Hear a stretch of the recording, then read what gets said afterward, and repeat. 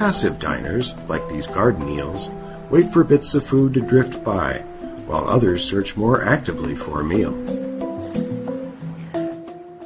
They all ride the strong currents as larvae before settling on these reefs, adding to the richness of life here.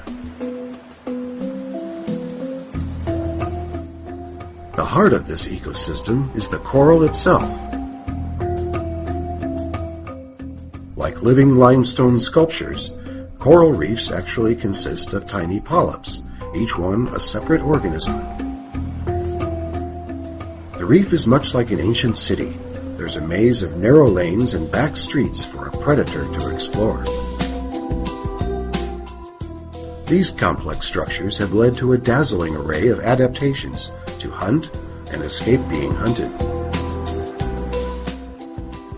Seahorses and pipefish specialize in camouflage, able to precisely match the color and texture of their surroundings.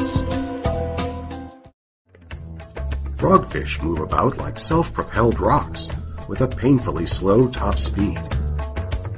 But they're equipped with an enormous mouth and are capable of lightning-fast strikes. By comparison, the flying gurnard is turbocharged.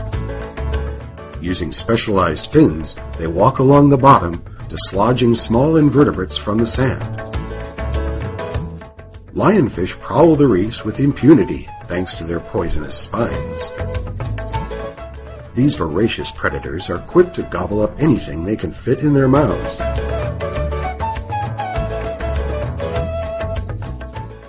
Cephalopods, like this wonderpus, have diversified into bizarre forms. This flamboyant cuttlefish advertises its toxicity with blazing color patterns across its skin. Cuttlefish can change the color, pattern, and even texture of their body at a moment's notice. Looking like an alien spacecraft, this cuttlefish uses its dazzling display to freeze its victim while it strikes. We head for deeper, colder waters in a final attempt to get a glimpse of the elusive Leviathan.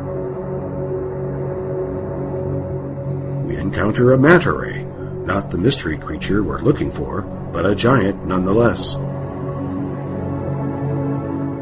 Below 120 feet, we catch our first glimpse, its massive frame dwarfing the divers.